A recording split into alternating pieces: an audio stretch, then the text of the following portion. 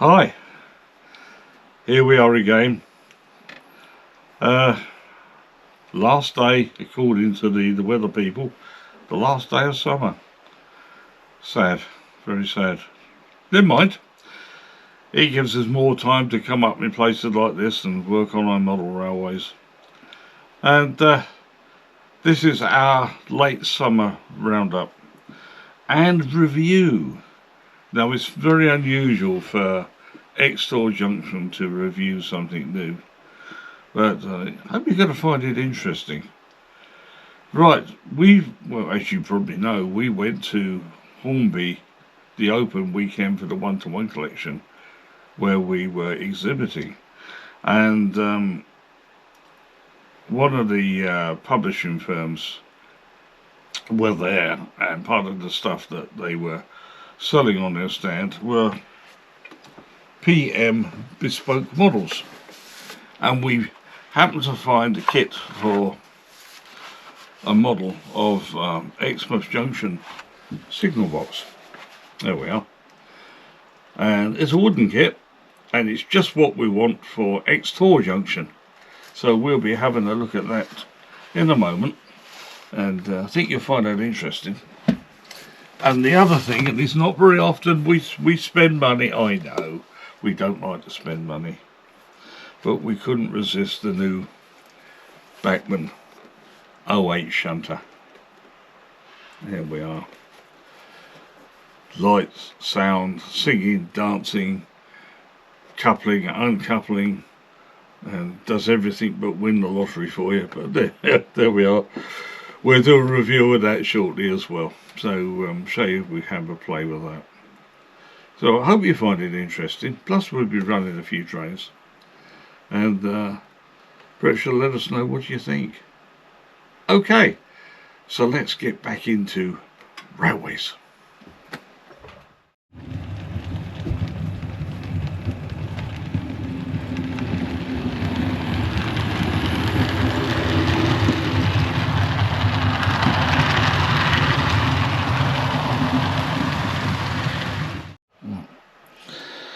Okay, PM bespoke models. They do a whole range of kits for footbridges, station buildings, you name it. And I saw this in the magazine a little while ago, and I thought to myself, I need a second signal box. And what an opportunity. Exmouth Junction signal box for Extor Junction. Wonderful. $32.99. I didn't think that was too bad a price. It's all laser cut, and if you open the box, I mean, obviously you get quite good instructions. You get all the building instructions, as you can see. It's all there, showing you all how it goes together.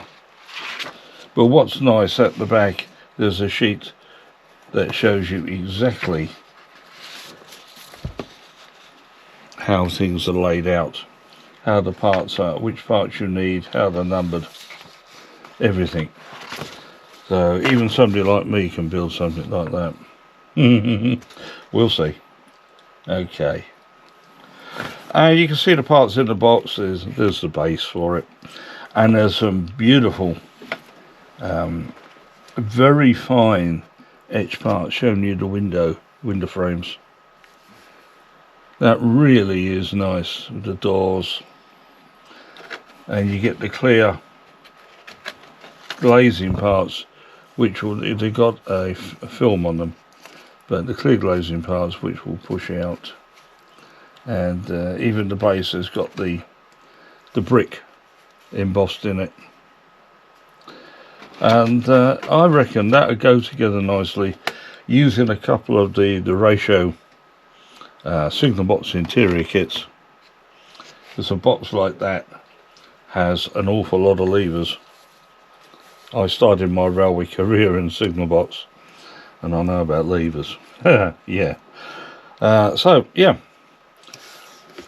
what do I think? I think it's good value for money. I'll let you know what my final conclusions on it once I've got round to building it. But that'll probably be next time. What do you think? I don't think it's bad for the money these days.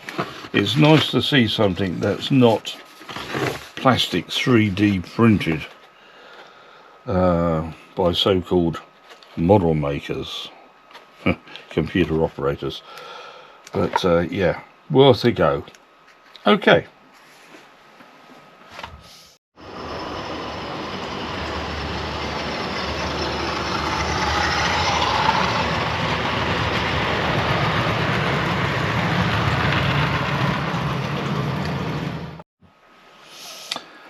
Okay, the new Bachmann railways, and we've been waiting for this for some time. We pre-ordered it and to wait for them to come in the country.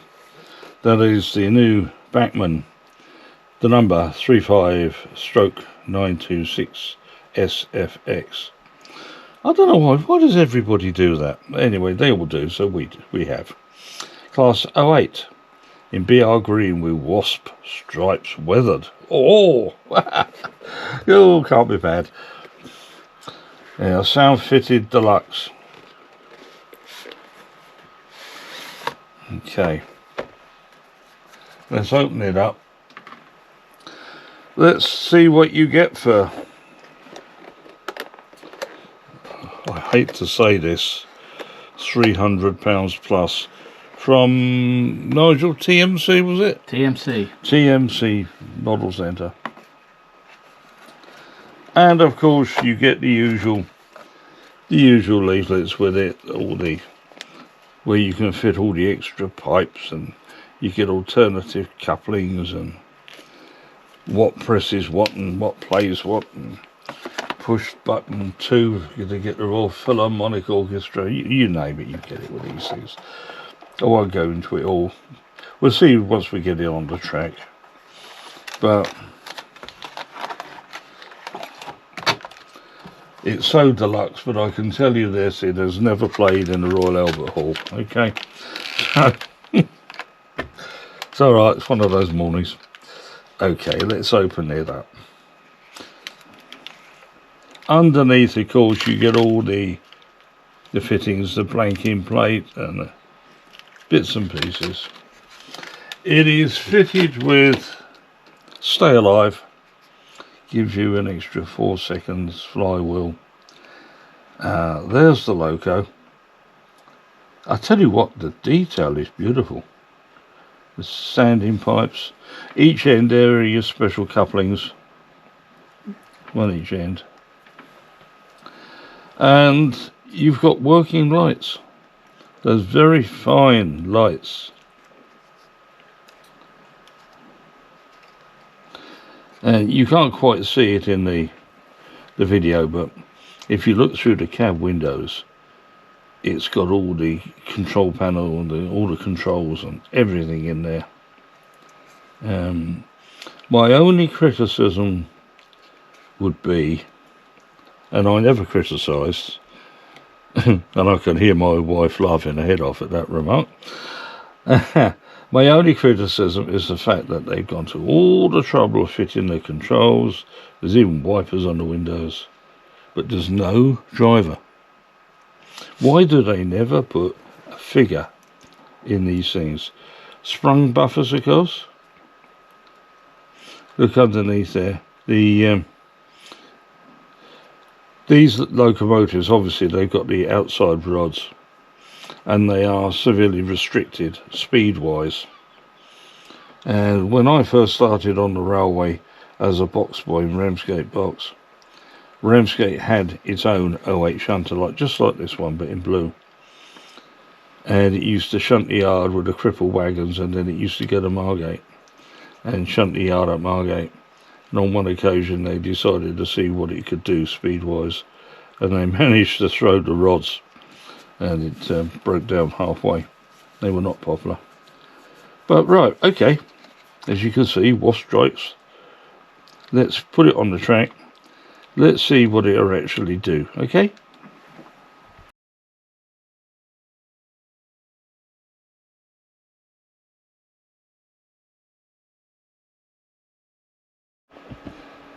here we are with it on the track.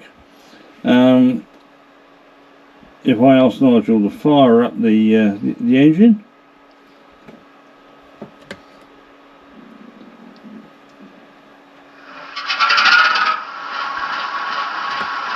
It's got a Zimo sound decoder, and hopefully can you put the lock forward lights on?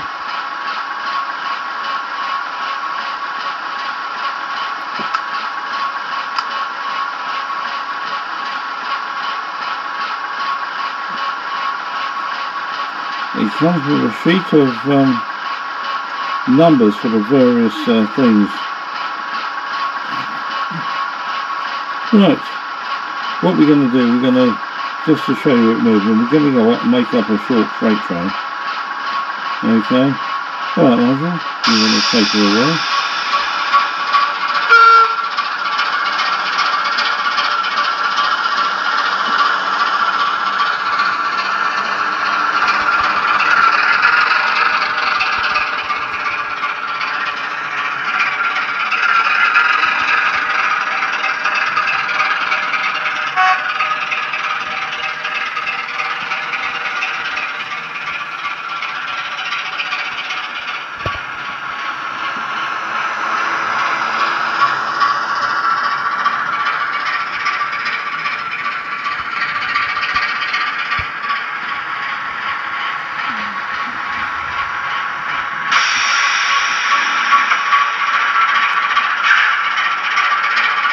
Okay, so now we're going to go up into the yard and pick up the brake van.